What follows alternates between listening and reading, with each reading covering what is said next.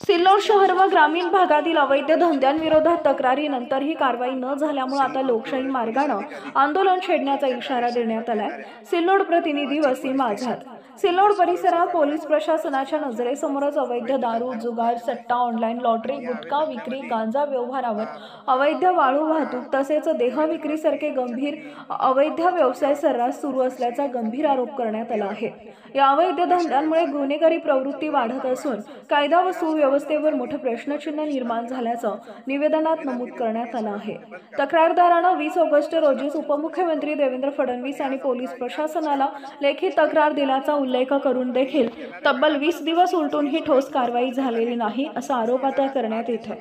उलट पोलीस प्रशासन थातूरमातूर कारवाई करून अवैध धंदेवाल्यांना अभय देत असल्याचं चित्र उभं करण्यात आलं। यावर तोडगा निघाला नाही तर 15 सप्टेंबर पासून उपविभागीय पोलीस अधिकारी कार्यालय सिल्लोड समोर उपोषणास बसणार असल्याचा इशारा देण्यात आला आहे। सिल्लोड उपविभागीय पोलीस अधिकारी यांच्या कार्यक्षेत्रात येणाऱ्या 5 पोलीस स्टेशन म्हणजे सिल्लोड शेवगाव विधानसभा मतदारसंघामध्ये अवैध धंद्यानं ऊत आलेला आहे आणि या अवैध धंद्यामध्ये सत्ता, पट्टा, मटका, अवैध लॉटरी, चक्री, पत्त्याचे क्लब असे आणि हॉटेलीवर वेश्या व्यवसाय असं जोरात चालू आहे।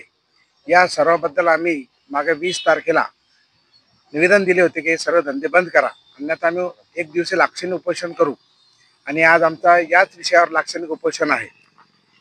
आणि येणाऱ्या काळात कधी सर्व धंदे बंद नाही झाले तर येणाऱ्या 8 दिवसानंतर आम्ही सर्व भारतीय जनता पार्टीचे कार्यकर्ते आमरण उपोषण करणार आहे।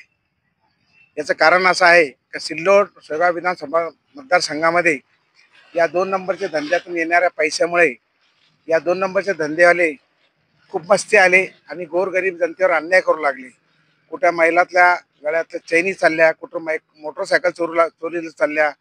यामुळे या सिल्लोड शेवगाव विधानसभा मतदारसंघातील तरुण भटकटला आणि व्यसनधीन झाला आणि त्याच्यामुळे हे चोऱ्याचे आणि चैन ओढीचे किंवा इतर प्रकार जोरात सुरू झालेले आहे। त्यासाठी आम्ही पोलीस अधीक्षक राठोड साहेबांनाही भेटलो, त्यांनाही निवेदन दिलेलं आहे का तात्काळ हे धंदे बंद करा, जेणेकरून सिल्लोड शेवगाव विधानसभा मतदारसंघातील तरुणाई आपल्या मुख्य रस्त्यावर येईल आणि त्यांचं जीवनमान सुधरेल। मी इथं सकाळी 11 वाजता उपोषणावर बसलो।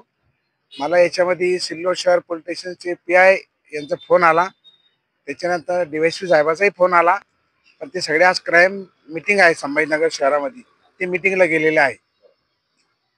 तर ते मीटिंगवरून आल्यावर भेटीला येणार आहे। मनोज गंगाराम मोरेलू, भारतीय जनता पार्टी अध्यक्ष सिल्लोड।